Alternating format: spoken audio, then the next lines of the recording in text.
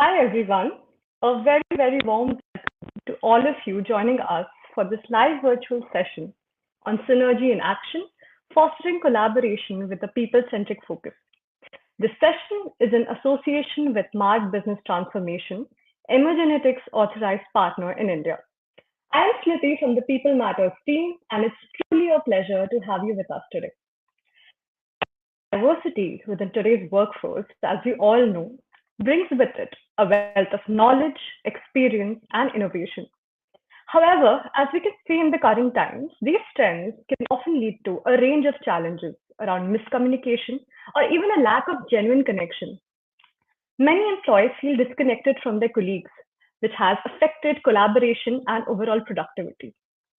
So today's session will delve into how organizations can essentially move beyond temporary fixes and come up with strategies that foster team collaboration and build stronger connections.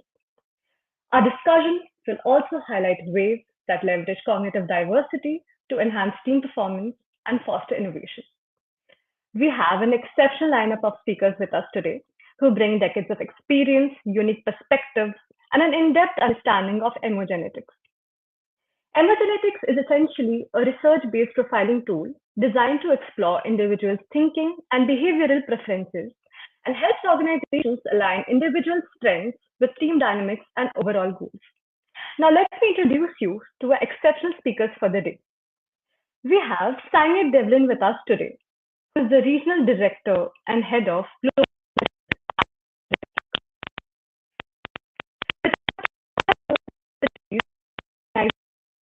and Leadership. Sangeet has led transformation initiatives across industries, including her impactful work at global organizations like the Royal Bank of Scotland, Microsoft, and PayPal. We welcome you, Sangeet. Thank you for joining us today. Thank you. It's wonderful to be here today. We also have Colin Yo, Master Associate and Regional Director of Emergenetics Asia Pacific. Colin's career is a testament to his dedication to leadership and organization. Professionals across regions, having trained more than 6,000 professionals across regions, he combines his expertise in psychological safety and cognitive diversity to create environments where teams thrive. It's great to have you with us today, Colin. Thank you for joining us. Thank you for having me. It's wonderful to be here. Joining us today is Krish K, who is the Director at Marg Business Transformation.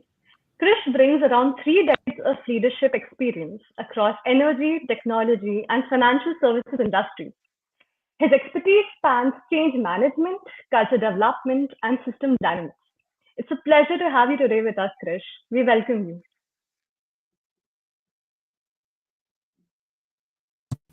Sorry. Thanks, Smriti. I'm looking forward to this conversation. Right.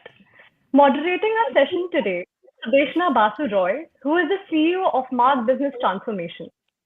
Sudeshna has over 2 decades of experience in strategic finance and business development.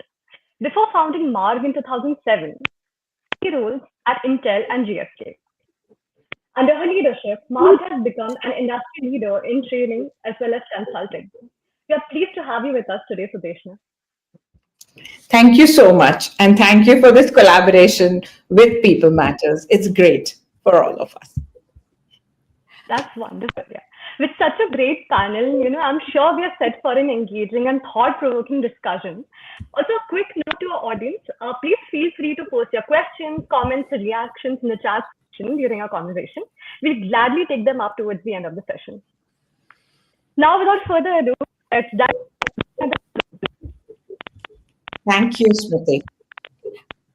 Fostering collaboration with a people-centric focus. That is our topic today. Collaboration. We've heard of this word, I think, in many contexts and in many ways over time. 2 decades ago, collaboration would have been a group of people coming together for a common purpose. The meaning of the word has not changed, but what has changed is we have gone in and come out of a pandemic. We are still working in a hybrid scenario. technology somehow has taken over the world. We are under pressure from AI as who's going to go before us. And we are seeing this pace with which companies are scaling these days, with saying we do not have much time for grooming people and managers also. In all this, where does collaboration feature? Hence, the meaning of collaboration today has taken a different context, and hence the challenges associated with it are also quite different. Coming from my preference, I heard this piece of data quite interested me, and that was people in mid to large organizations hear the term collaboration at least 10 to 30 times a week. Hence, its importance can't be undermined, but the challenges to build a strategy around it is quite a task. So, with that, I would kind of ask our panelists to speak about the topic itself: is why creating lasting strategies in team collaboration and connections. What will you explore, and what are your thoughts on this, Steinyard? Yeah, thanks very much, Sudeshna. I totally agree with you. Collaboration has changed so that it's unrecognizable from 20 years ago. And it's very much now about it's supported by tools that help people to collaborate. But actually, for me, it always comes back to the people. And it's about the organizations that collaborate really well are the organizations that put people first. It's giving people the tools, not just the technology tools, but also the capability and the soft skills in order to help them to collaborate. So it's about keeping the people at front and center whenever it comes to collaboration, and obviously that has been made even more difficult because we're working in different ways. I mean, here on this screen, I'm sitting in Dublin. Colin is based in Singapore, and we collaborate every single day. And so we have people working in different locations, and we're also collaborating on multiple projects at the same time. And I think that can cause a real difficulty for teams or for individuals in teams if they don't have the personal skills and the personal self-awareness to know how they can collaborate more effectively. Colin, turning to you as to how do you think organizations are kind of creating these strategies on team collaboration and connection? Thank you, Sudeshna. And I fully agree with everything Sinead has mentioned, right? And I was smiling because Sinead is absolutely right. We collaborate every single day. And yet, we now, in this day and age, we've got a myriad of different frameworks, technology platforms, and all the tools that we need, right? So we shouldn't be struggling as much as we did like 20 years ago, 15 years ago, even 10 years ago, right? And yet we do. So it goes beyond just what kind of tools and technologies that we have, but it goes beyond that into the people factor, right? And so when we look at how to bring people together for greater collaboration, we need to look at things that perhaps we have never looked at before. The culture of innovation, the culture of collaboration. Do we actually align people's mindsets towards the idea of collaboration, or are people just happier working in silos and doing things on their own, right? So I know we've got a whole hour here to explore these concepts, but I just want to share the idea that it goes beyond just having the best technologies or the best frameworks. It boils down to leadership, culture, and how people think about the idea of collaboration, right? And we can have quick fixes, or we can have long-term sustainable solutions, as you mentioned, Sudeshna. So of course, as practitioners in this field, we always aim to focus on that longer term solutions, because we want things to be sustainable and to be built in for legacies to last beyond just a batch of employees, but beyond even after the leaders leave those organizations. Yeah. So I think that's my contribution at this point. It's beyond frameworks, beyond technology, but really into the mindsets of people and leaders. That's a good point, Colin. Krish? My sense, Sudeshna, and I'm going to build on what both Sinead and Colin said. Uh, the way I'm parsing it in my head, I think tools and technology have made collaboration, the outcome, very easy. They've made being collaborative, the behavior, a little more difficult. The tools have made it a little more easy for me to just transact with you rather than engage with you and come up with something new. Now, if I add to it the way the world has been going, I sense more and more organizations are becoming expert cultures, which means silos are becoming stronger. So there are two weird things happening in the organization. One, you have lots of tools that are saying go horizontal, think horizontal, but in the meanwhile, the expertise is getting drilled down more, and new areas are coming up, right? And as an employee or as a leader, it's difficult, and it's easy to make this an either or conversation. And I guess that's like Colin said, I think that's where leadership gets in and makes it an and conversation. I need this and that, right? And for me, the complication in what Colin said is it's not that we have to look at culture, we have to relook at culture. It's not that we have to look at leadership, we have to relook at. Unfortunately, organizations have said to themselves that, okay, this is how culture works, this is how culture tools work, this is how leadership works, this is how leadership tools work, this is how team dynamics works, this is how team dynamics tools work. So they are still, while in technological spaces, they're looking ahead and they are willing to be surprised. In these areas, they're still looking backwards and saying, yeah, we did this a few years back, and I think that's all we can do about it. And that re-looking is where possibly the game is, right? Trying to reopen those things that we tried before with new eyes, with new perspective, I think is where the game probably sits. Back to you, Station. Okay. So a little bit dwelling on the quick fixes and the long-term part of the question we asked just now. As to, do you think, do you all like in general feel that quick fixes to have a collaboration, we are looking at long term, it is going to take long term as not so much on the sustainable or sustaining part, but more as it will take a long time to do, rather than, we do quick fixes and those don't stick around. What are your thoughts on that? Let's go in that order. Sainya, Colin. Yeah, I mean, I think that the ultimate goal for all organizations is to have the long-term sustainable fixes. And sometimes it's the speed at what we need to do and need to achieve that can really makes us go just for the short term, some sort of a short-term fix.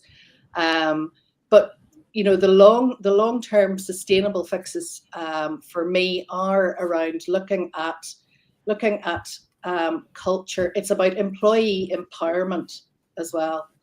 It's about understanding the individual and how they are adapting to it might be new technology tools, and culture, not just organizational culture, but also culture in the broader terms, where we have teams that are made up of people from around the world.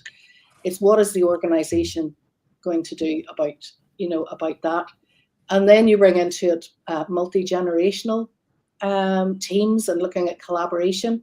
And collaboration can look very different for somebody who's a Gen Xer, like I am, than a Gen Z.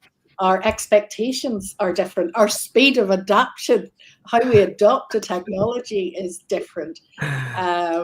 Sometimes I look at some new, and actually our profiles, as Colin and I will know, can really impact that as well. So sometimes we get a new tool to use in the company, and it's going to help us, work more effectively and more efficiently. And I struggle with my blue-yellow preference, with the level of detail that's maybe involved in it.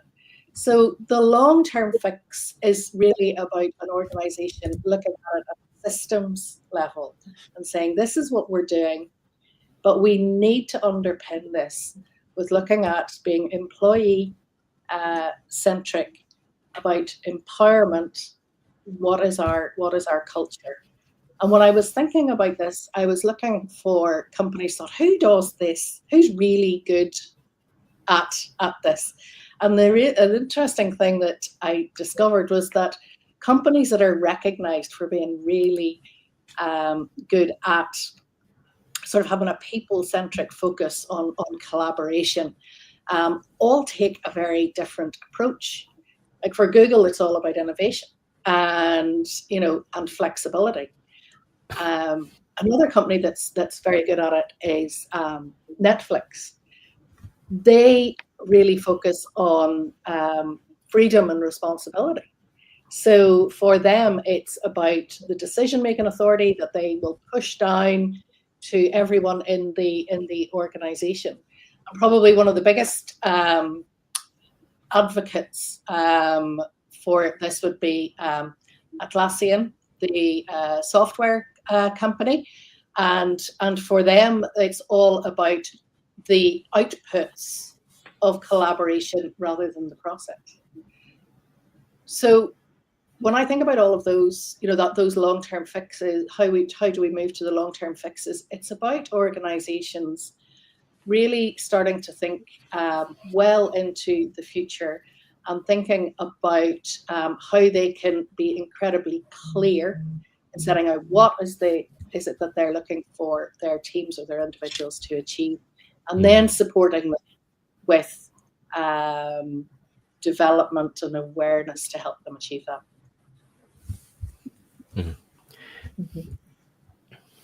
Colin? I was going to jump in, waiting for you to call me. Yeah, we'll just go freely like this. So adding on to what Sinead has mentioned, I was rethinking this a little bit in preparation for this webinar. And yes, it is very often talked about short-term versus long-term, as you have set us up to think about, Sudeshna. I would like to offer a different way of looking at it, right? Two different models. One is, instead of long-term and short-term only, it's also about do you want to be intentional or reactive, right? And very often the reactive, like, oh, okay, we need to collaborate, we need to break silos, okay, and then let's throw a team building program at it, right? That's reactive. And very often reactive solutions end up to be more short-term because they work very well for 2-3 weeks. People are pumped up, people are happy, and then it goes back to same old if habits are not changed, right? And behaviors are not changed. If it's intentional, then a little bit or more of planning comes about, and that planning then leads to a little bit more of that longer term. Okay, yes, we can do a team building, but what's next? What are the follow-ons? Do we need coaching? Do we need different kinds of interventions, right?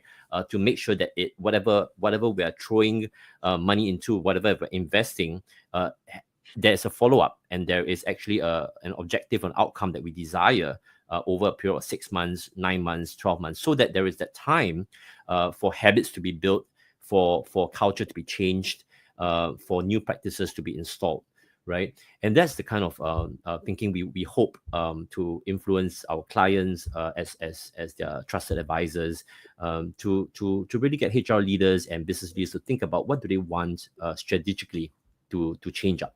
Right? And behavior changes, as we know, we can use a whip and whip people into change, or we can use a carrot, and that sometimes takes a longer, more intentional approach before we can see the desired change that we want. So yes, long-term is of course desired, but I would rather look at it as whether we are being intentional and strategic or reactive and just throwing a piecemeal solution together. Yeah. Krish? Sorry, again, I'm going to just go on the backs of what Sinead and Colin said. Made beautiful sense. Two parts, working backwards. As Colin pointed out, it's important to see the difference between being intentional and reactive, because it makes a difference to how we normally think of these things. Oh, this is going to take a long time to flip, long time to change. When we are very intentional about things, the effect can be far more marked, far more visible, which means changes, pivots, or even modifications to how we do things need not take a long time, so long as we are having clear intentions and well-aligned intentions, right?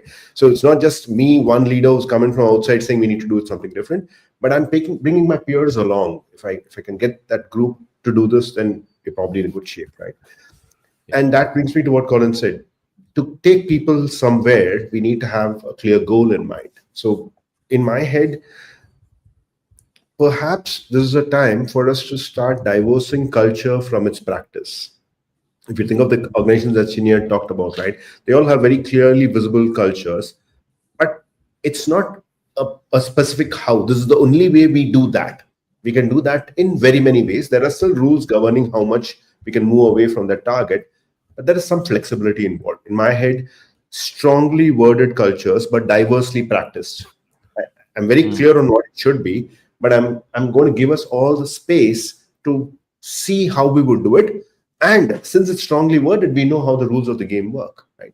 I think establishing that makes difference. I'm in my head, Mr. Ratan Tata's demise brought the Tatas in my head. And if I think of the Tatas and the Tatas group, the diversity of cultures in each of those companies is very stark, very visible, right?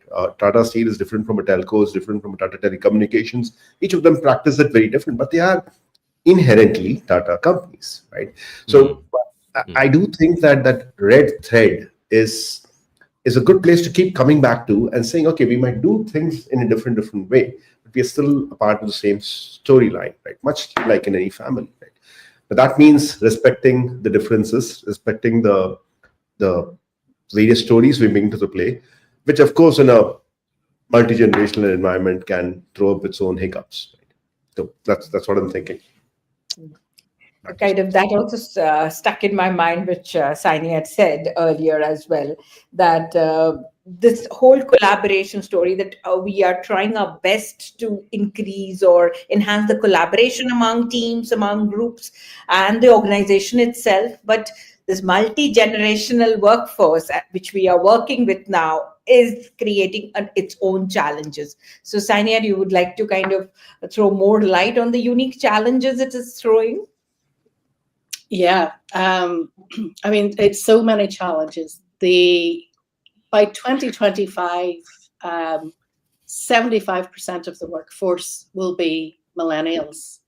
And when we look also at the workforce profile in India, I mean, you've such a young workforce as well.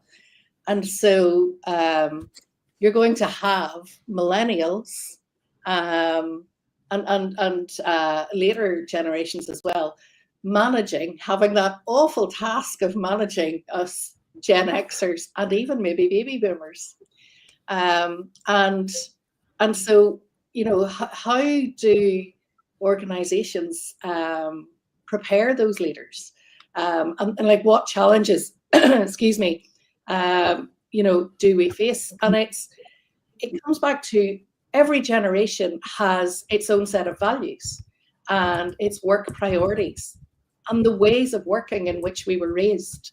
You know, when I started working and it was in the financial sector, I went to work every day in a suit. I had to be at my desk for a set number of hours.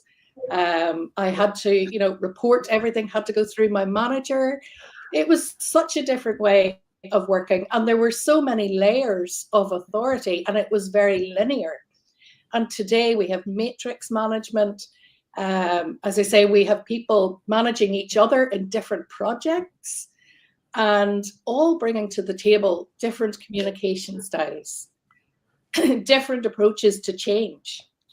As I say, you know, whether different approaches to their priorities. Millennials and Gen Z, they very much will prioritize a work-life balance. And we have to be ready to work with them and engage with people to understand all of those, you know, the different desires and what we're looking for from work. There's also then the different approach to careers. So the expectations on different generations in terms of what they want from their career. So why am I in this organization? Am I in it for life? Is this a stepping stone? How quickly do I want to move through the organization? So again, you know, that throws up great challenges for organizations. And my favorite speaker on this topic is Simon Sinek. And he very much talks about how and he put some of it down to COVID as well, is that younger generations have some people maybe a manager of teams and yet never worked in an office. They have always worked and managed people remotely, and they have never had the opportunity to develop the positive conflict and influencing skills that some of us were brought up and where we honed our craft in those over many, many years. And so, Colin and I, we work with some, we have key pillars around psychological safety in the workplace, always using the language of grace, and to teach different generations how to use those skills so that they can have conversations around difficult topics, that they can see conflict can be healthy. It can drive innovation. It's not something to avoid. I think that's probably one of the greatest challenges that we have with that multi-generational workforce. And I suppose as well, we also have to be very careful of stereotypes and biases. And that's very much, again, at Emergenetics, we are always keen to look at the individual and make sure that it's the individual we look at and not label anyone. But I think for me, teaching younger leaders, giving younger leaders those core skills around influencing, having healthy conflict, and being able to utilize the language of grace and working with positive intent are the biggest issues. Thanks, Sudeshna. Thanks, Anya. That gives us quite a perspective about the challenges which just multi-generation workforce brings, and since we all are with our colors of emergenetic, we can understand that common language can play a very important role in getting them together, because there will be some place to start from. So with that, with the thing of multi-generational workforce is at one place which brings in so much, so much differences. When we talk about how the thinking, the cognitive diversity, when we talk about how do we leverage that for the team performance and fostering innovation, Colin, that question would be definitely to you. Thank you. I just want to add on one thing to what Sinead was saying, right? Even and it links to what you've just asked me. And so when we look at multi-generation or intergeneration, the main thing to really anchor our belief or our thinking about is that there's no one generation that has all the answers, right? There is no one generation that is right. Unfortunately or fortunately, then in some companies, the leaders who make the decisions come from a certain generation. That's where the gaps start to evolve, right? Because if all the rank and file workers are from a different generation and the leaders are from yet another generation, that's where the chasms appear within the organization. That's where you've got a fragmented or different ways of leadership versus different ways of working, right? So from there, that's where if we don't adopt a more intentional, more strategic approach to culture building or to foster collaboration, and we don't take the people-centric approach, what happens is that we are leaving it to chance. In essence, right? Oh, we've got a great leader for 4 years. Wonderful. Everyone works collaboratively well. And then the leader leaves and another one comes in and his or her ideas may be quite different. And then the whole thing goes back to ground zero, and then we start to rebuild and we start to have more interventions because this leader doesn't quite focus much on collaboration, unlike the previous one, right? So we are leaving it to chance. Like who's in the hot seat then gets to decide what happens to collaboration within the organization. And that to me is unacceptable in the long term, because then people continuously spend more time on, guess what? People management, managing stakeholders, collaborating, instead of on the work, right? So when people's focus and energies and time is not spent doing the work, but managing people, differences, and different working styles, then performance drops. It's as simple as that. So when leaders don't pay attention to this softer side. And I use the word softer in inverted commas because it's often looked at in the past as, oh, okay, we'll deal with that when it comes. Strategy, business targets are key.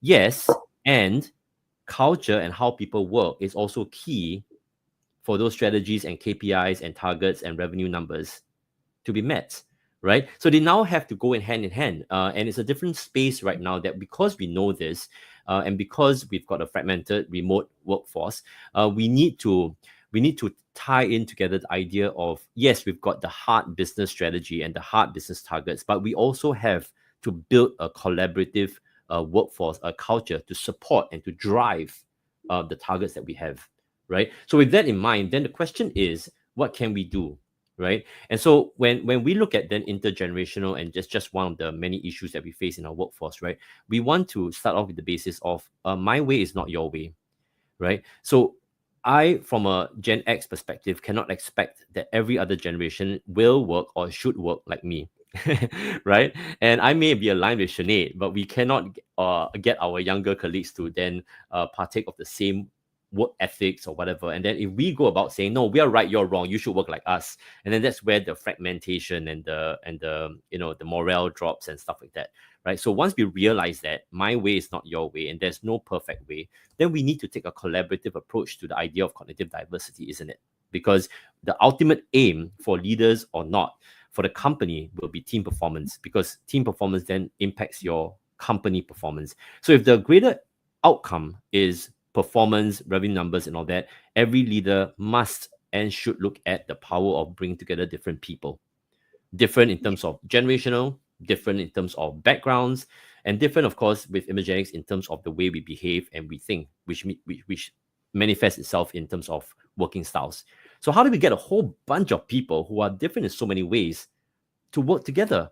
That fundamentally is the question, right? So when we look at how do we leverage cognitive diversity, we start from the basis of my way is not your way, and then it goes down to what Sinead mentioned early in the webinar, which is self-awareness, and not just for leaders, but for every single person in the workforce. When we are aware of ourselves, and not just in terms of how we work, our working styles, but also our values, our biases, what are we thinking about the world, how we view the work itself, we can start to make changes, right? But as I often say to my clients, right, awareness is one part of it. Awareness without action is nothing, right? And that's where the action and the strategy and the interventions need to then slowly but surely change the behavior so that we can foster a collaborative culture. I'll stop here because I could go on for hours, but then Krish, we deserve to hear from you as well. But that's what I would say at this point. Just to consider that we do need to find unique ways to bring people who are different together in order for us to impact team and corporate performance. Yeah. If I can go next. Sorry, I can't help but add to this. I completely agree. There's a slightly mischievous, evil side of me that has seen the millennials come into the workforce and heard the whole organization saying, millennials, man, they're so difficult. And then, there's a little bit of happiness in me. Okay, millennials, now you're dealing with the Gen Zs. Let's see how it works. So, yeah, I believe that over here. Couple of thoughts. Yes, I agree with everything that I said. I do agree that everyone has the same technologies. Everyone is playing with the same buzzwords. Your people are the differentiator. We are back to basics over here. This is about not just the people part. Of course, it's people that are the differentiator, but the people are an aggregation of, unfortunately, resources until you give them identity. It's people plus identity that makes your teams, right? Think about your football team, you think of your cricket team, think of your national team. Every one of those cases, it's the people plus them swearing by that identity. And that's, in my head, what Sinead and Colin are pointing to, right? Go back to the basics, go closer to that identity, rebuild it, revisit it. And in that context, in a slightly contrary way, I would counsel myself and most leaders to not reach at generation as the pressing problem. Right? Let's get to generation last. Maybe there are other issues here on how you engage with each other, how you connect with each other. As Colin just said, it's about how you talk to people, how you engage with people. As we say, the platinum rule, right? Are you working with people the way they would like to be heard, listened to, given a chance to speak? Are you giving them the kind of information that their brain likes to hear? We all know that the brains are each of our brains are different. They tick differently in their own specialized, brilliant way. And that's to a large extent built by not just genetics alone, but also the social part of it. How the world made me what I am. Right? So it's a mix of lovely things that are happening that makes each of us a beautiful person. Now, how do you integrate that person into that team, into that identity you have? These are corporate organization basics 101. And so long as we have spent at least a decade letting technology do our work for us, this is a great time for leaders to say, hey, hang on, what am I? What is this organization all about? One comment. Second comment, my bigger fear is it's not about generations. My risk is that a leader is not possibly facing generational friction right now. They are hearing about generational friction, which means I am the CEO and I'm hearing about this problem 3 levels down, 4 levels down, which means the people I'm talking with, I'm already comfortable with, right? And again, as a Gen Xer, I know that I did my best to be like the baby boomers. I molded myself to becoming that. And then the millennials came along and they went through a process where they tried to become more and more like the leaders that they were having. And now you have a generation that's not necessarily looking to mold itself according to the next set of leaders, which means if the CEO is very far away from the problem and say, okay, it's just a generational issue, you're missing the point. You're missing the point and you're kicking the stone down the road and you're going to walk into bigger trouble. So if any of you are in the position of working with a leader, then perhaps you want to go to the leader and say, leave the generation part aside. Right? How capable are your direct reports in leading their teams, in forming identity in their teams and building a good team culture? What tools do they use for it? Do they use the tools do they do it intentionally? And do they do it intentionally with the North Star being the culture? And if your directs don't have that skill, and that's a skill, it's dangerous to call that a soft skill. That is a hard skill. If they can't knit that team together, Mr. Leader, Miss Leader, you do have a problem. So in my head, I would advise us all not to say generation and think of it as a too big an issue to solve. Instead, think of it as your ability to create a good high performance team under you. Sorry, Suresh, you worked a lot of passions in each of us. No, I am thinking of Ireland, Singapore, and India, and the generations and the problems and the challenges and what the leaders need to do and what they ultimately land up doing, the hard skills, the soft skills. It's so like it's not like very different. We all are kind of land up doing the same things. Before going to the next question, I'm seeing a few questions coming in from the audience, and I think that's very much pertaining to what is getting discussed. So see if any of you have anything to add to this. We are having like a question on what role do leaders play in addressing generational disconnects in the workplace, and how can they be equipped to manage such challenges? So maybe one or two things which comes to your mind as what do you think leaders, how do they play a role in these generational disconnects when they see it? Krish, you talked about it being in different, like they are too far from it. But if they have noticed it, how do they address it and manage it? I have something specific in mind, so I'm going to jump in right there, if you don't mind. I think, I've seen this happen and I've seen this work. Leaders don't need to change the organization, change everyone in the organization at one shot. So if I'm standing by this leader, I'm going to say, take a cohort through the thinking that you want in them. Try and rediscover your basics with that cohort, and that cohort need not be too far away from you. Usually I say, pick your N-1s and N-2s. If you can get these two groups together and sing from the same page, and again, rededicate yourself to that is the North Star. Now, can we get people over there is a good thing to do. That's my first comment. So the who should be your -1s and -2s. Don't stop with the -1s because you might be an echo chamber. Get the -2s. The second comment I would make is, as you bring that -1, -2 conversation along, show them the value of that diversity. Back to your earlier question on cognitive diversity, it's a good idea to make them see that generation or no generation, we ourselves are finding ways to connect with each other through our differences. We are looking for similarities. So help them see that. You have to be able to give them that insight as an energy for them to propagate it. This is not just words and PowerPoint. They have to experience something for them to take it to the rest of the organization. That's the second thing I would do. The third thing I would do is organizationally make this as close as possible. I'm using a phrase that I've heard Colin use before. There's a difference between interaction and connection. So don't make this just interactions and polls and posters and stuff like that. Get close to different levels of the organization. This is a lovely moment in as we all struggle to demobilize, as we all struggle to deal with the hybrid world, to focus around one or two issues, to say this is who we are. There is incredible amount of scaling happening. There's a great time to get your leaders, maybe your second level managers, third level managers, get them together and say, this is who we are, right? Have that handshake. Is where my head is, right?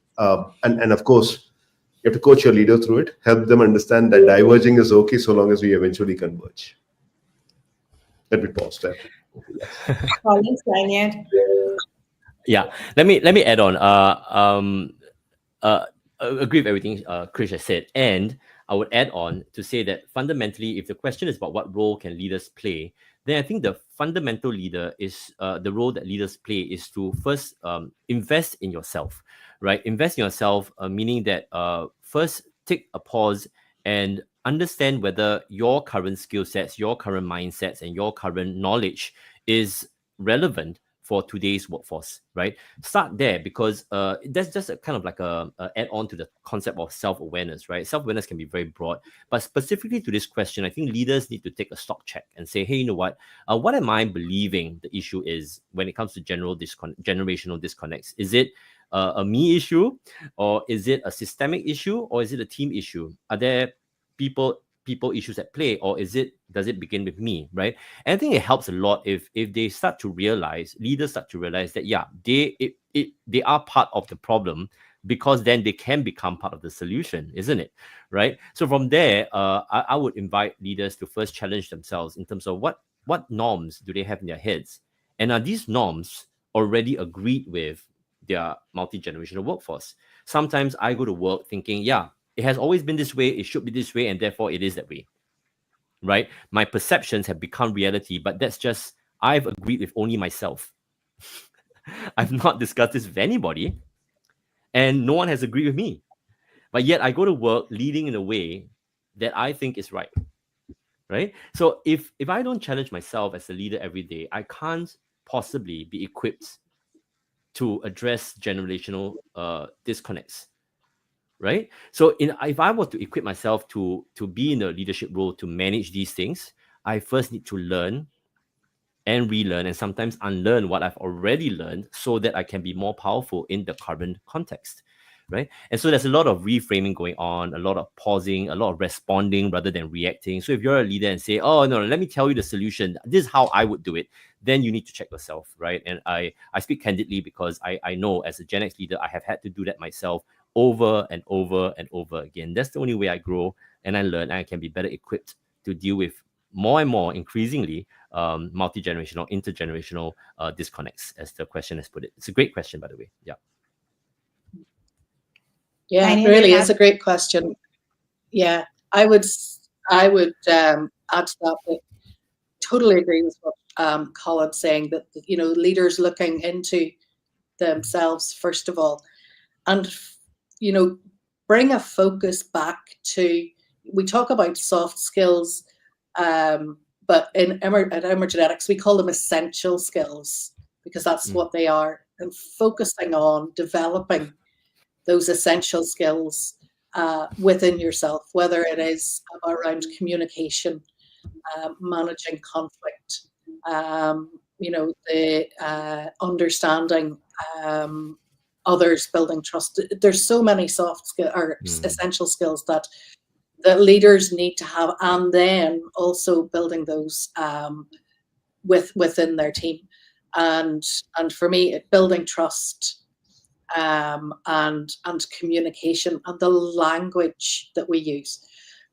Different generations will have different language, but the 4 thinking attributes, no matter what generation they are, have the same language.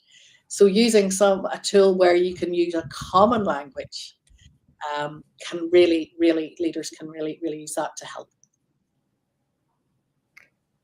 Yeah, that makes a lot of sense. And I hope the question has been answered. Otherwise, just go on asking these very interesting questions, please. The role of leadership. We are seeing every time 3 of you spoke that how important it is that how the leader will behave. That is the leader not thinking that my way is right way, or the leader going ahead and saying like what is the right thing, or following the platinum rule, as we say, that try to make the organization a place where we go where the person is and try to understand. And in doing that, what do you think the role of leadership is to build a cohesive and inclusive workforce? Now we start with Colin. Somehow I knew that was coming. Thank you. Well, I think going back broadly, if I'm the leader, the first thing I need to consider is what is my sphere of influence, right? Because we use the word leader broadly, but if I'm the leader of organization, then my sphere of influence, my system, is the whole organization, the whole of organization, which is made up of different teams, right? If I'm the leader of a team, then my system becomes that team. But at the same time, we have to remember that there are also instead of looking downwards, there are also sideways and above, right? And so when we take on a leadership position, we often have to take a 360-degree view of what is our level of influence. And where I'm coming from is the idea that we often say that I'm a leader of this team, and therefore I just look at that team. But it's not as simple as that, because our teams, if let's say I'm a team leader, my team is connected with Sinead's team. And Sinead's team is then connected with other teams. And so if I am just myopic enough to look at just my team, I forget that my role as a leader, one of the many leaders in my organization, is also to influence the larger organization, right? And I've got a part to play as well. So I'll start from there, because when we look at this broad question of what can leaders do, or what some of the leadership challenges, I think the first thing to recognize is that if you are a young leader, or you are working with younger employees, don't just focus on them, right? Focus on the whole, right? So starting with that, then as you begin to rise to different levels, then it's important to note that you have the ability to not just influence in your narrow space, but you are thinking in terms of 1 or 2 levels above and beyond you, right? Conveniently, we use the term stakeholder management, maybe, and that's just one small part of it. But it's also about looking at it systemically. Whatever changes you are trying to instill or to convey, you have to think systemically and not just me, myself, and my team, right? But it starts there. So the long explanation to this short answer would be that I think the first thing leaders can do differently is to look at myself first, and then the team, and then also the system. And in Emergenetics, we informally call this the me to we approach, right? Me to the we. And we can then define what that we is, because we all have different levels of influence. But to consider that it's just more than me and my team. It is more than that, right? I'll pause there. We of course want to hear both Sinead and Krish as well. Yeah. Sinead?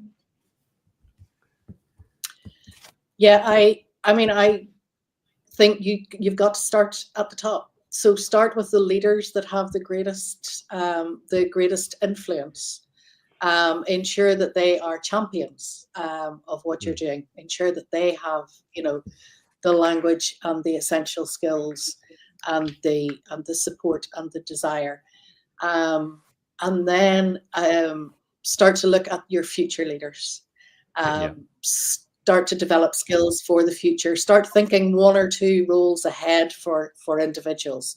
So this started to come into succession planning and having a strong cadre of people who can then step forward. If young leaders start to be developed early and they get that self-awareness, their step from me to we is so much easier when they finally get into that role where they can have real influence in an organization. You start developing them and giving them those essential skills early, then they transition, they're successful, they're then bringing on the next people in their organization. And I know there was a question came in about the sort of the metrics. Then you start to see measures where engagement numbers start to go up. You start to have lower turnover, lower attrition, and higher performance as well. Thanks. Krish, you're on mute. I'm sorry. My 2 cents on this is both with and somewhat different from what was said. I think be it the new generation coming in, or because of the way technology and social media have taken over, there is a high sensitivity, at least I'm speaking of Indian companies, high sensitivity to hypocrisy. Employees at all levels of the organization are very sensitive to saying something and doing something different. That applies to leadership's behavior. It applies to the organization itself. When an organization says something else, you see a Twitter storm on, you guys are claiming this, but you're doing something else. So I would say role of leaders, first align, slow down and align. What are we saying? Who are we? Bring that alignment back. Make sure that what you're saying, what you're doing, what you're thinking are all aligned. So that's one comment I would make. The other comment I would make is when I see leadership development, it amazes me that even now, we grow people, be it succession planning or high potentials, we grow them in stovepipes. We grow them in competition with each other. And in my head, whether someone gets to the next role or not, all those people who are in the succession pipeline are a lovely community. And this is the era of communities. This is where communities are shining. Why wouldn't you make communities form? Right? I'm not necessarily saying only the hypos, but I think it's a great time for leaders to nurture such communities, such bodies, and allow them, give them a voice, give them a vote on how does the organization deal with the next challenge that's coming up, rather than it all being top down and budget driven, which quite honestly are the 2 places we go to, right? How much time do we have? How much money do we have? And instead of decisions being narrowed down to just those 2 vectors, think of allowing the next level of leadership to form a community, come up with better answers that we have. And I think the right way to measure it is choose small things and measure the behavior. Measure, did you do this? How many times did you do this? Very often when you're rolling out culture change, it's so tempting to say, as an outcome, our customers happy, our employees happy. So as Sinead said, engagement scores are a great place to go to, but that's an outcome. What did we change? How did we repurpose ourselves to make that happen? How did we reframe how we work to make that happen? Go down to those behaviors. We were dealing with an organization where we said middle managers need to be more client-centric. And we started off with something very simple. How often are they reaching back to the knowledge base where we had common collateral, common product knowledge? And as we went further and further inside the organization, we saw that they were not touching these collateral at all. For them, collateral is for customers. We don't look at that. And we said, okay, if we're going to start having the whole organization start talking the customer language and the product language, look for behaviors you can engender and see if you can count them. SMART is still a good way to start off, but eventually you have to decide what you're looking to change, what you're looking to propagate, right?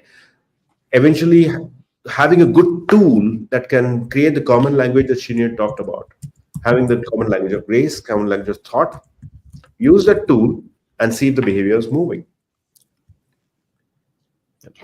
We have a question here, which kind of can be a little closing question as well for us. That what are the steps where we are saying people-centric approach? That what are the concrete steps you can kind of suggest for a people-first mindset approach for an organization culture? We spoke, I know we spoke of leaders doing a few set of things and how to bring out the next set of leaders. Other than that, would you all do this as a closing comment as to, what do you think is other steps which we should be taking in making the workplace more collaborative, or as we say, more people-centric? Thank you, Sudarshan. Let me begin by that, because I actually wanted to respond or carry on something Krish mentioned, right? And I think it nicely segues into this answering this question. So one of the things Krish mentioned was about the culture, right, and the values of the organization. And I think one of the things that we have to remember that as leaders, we have a big temptation, at least for some kinds of leaders, to come into a new team or new place and say, okay, let's do this my way. I and with good intentions, right? They want to leave their own imprint on the organization, but not forgetting that, as what I mentioned before, we have a systemic keeping an eye on the systemic influence that we have as well. So we need to go back to the organization's values, right, and to make sure that whatever we put in place, whether in our teams or in our leadership, we have to link it back to the organization's culture and values, and those are the things that org-wide it unites all of us, right? So that's the first thing. And from there, if we move from establishing that organizational culture piece into the people centricity of it, then that's where we look into the other term that I want to introduce, right, which is personalization. And personalization basically means that if I am to motivate employee A, I may have a certain technique to use because employee A is different from employee B, right? And so when it comes to employee B, I may need to have a different sort of motivation to get the best out of him or her. Now, of course, it is painful to look at that kind of granularity. But at the same time, if we understand that every single brain motivates differently, then as a leader, what I can do is to make sure that I don't have a one-size-fits-all kind of policy that says, okay, you know what, this is HR policy. This HR policy is meant to motivate every single person.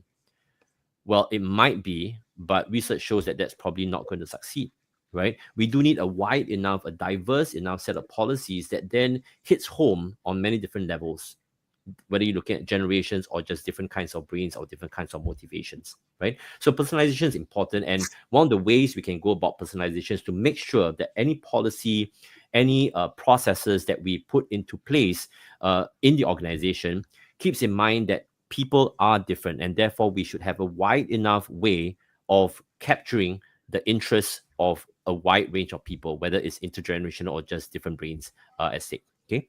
So the last thing I would say is that to the other question earlier about measurements, you know, the famous saying is what is not measured doesn't get changed, isn't it? So when we don't measure the soft skills, and I like the fact that, you know, Sinead helped us to reframe that we should use the word essential skills and not soft or hard. But if we want to instill and install essential skills in the workplace, then we do need to measure them. That's where the difficulty comes, right? And HR leaders were kind of like, oh yeah, here we go again. How do we measure this, right?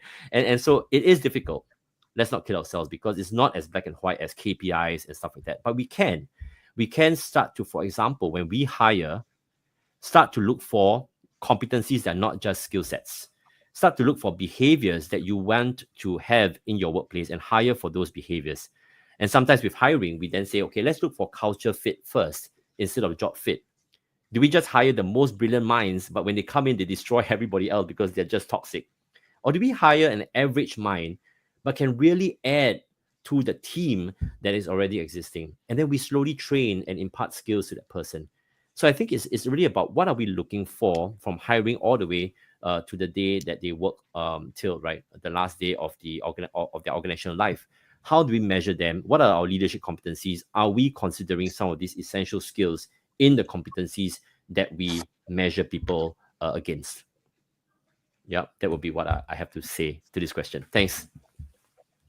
Sinead? Yeah, in terms of concrete things that we can do for collaboration, for me, the first thing is clear objectives, clear communicating of those objectives, ensuring that the communication is understood by all of the different brains that are in the team. Defining roles, ensuring that there is clarity of purpose, and then fostering mutual accountability. Make sure everybody is rowing in the same direction.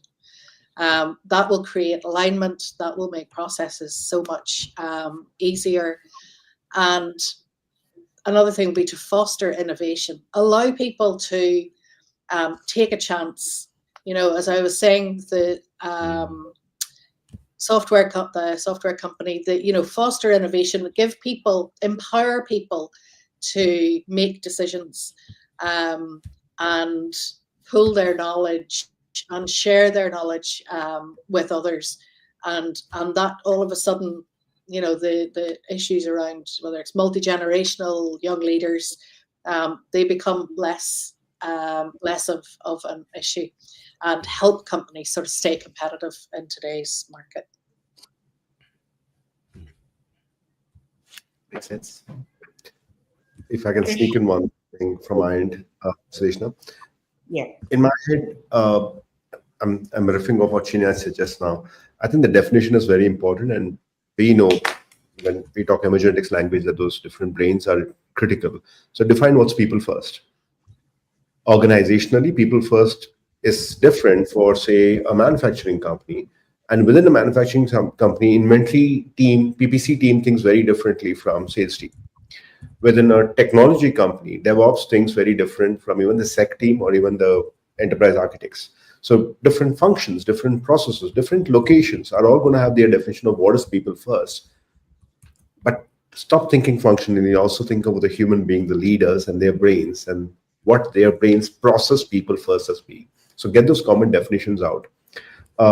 Establish the places in which you would like to see people first behaviors turning up. So define it at least eventually in terms of behaviors, and say maybe in this processes, as Colin said, in the hiring process, or maybe it's in the customer delivery process or the post-sales process. Pick your pivotal point, whether it's a business process or it's a talent management process, and define what would you expect to see. Right?